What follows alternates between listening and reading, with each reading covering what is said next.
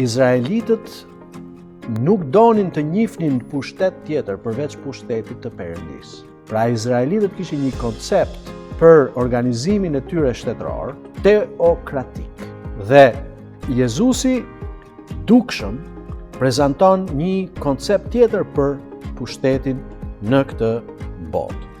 Nuk pranon domosdoshmërisht që të sundojnë vetëm ata që kanë një mendim të caktuar për Perëndin, por edhe Cezari, që është jo besimtar, duke qenë autoriteti shtetëror, Jezusi afirmon si pushtet pavarësisht se kisha gjithashtu ka një organizim shtetëror ku Perëndia është mbreti.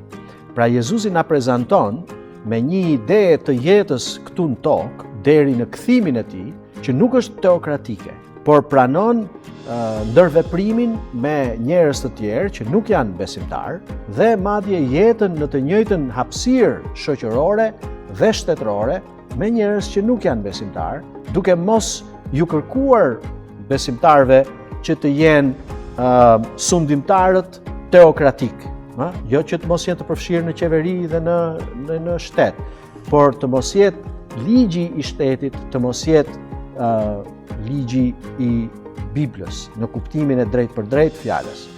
Pra, Jezusi prezanton një situatë ku ne do të jetojmë deri në ardhjen e tij në veprim me të tjerët që nuk janë besimtarë. Ndryshe nga hebrejt që kërkonin sundimin teokratik të Perëndisë, që ne e dim që do të vijë kur të vijë Jezusi si mbret mbi gjithë botën. Ne të krishterët besojmë që shteti nuk ka nevojë të jetë fetar.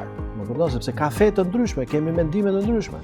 Por shteti është për funksionin bazë të jetës me nxitjen apo me mbrojtjen e së mirës dhe me dënimin e së keqes, përgjithsisht të kuptuara në përputhje me vullnetin e Perëndisë, por jo në lidhje me fen.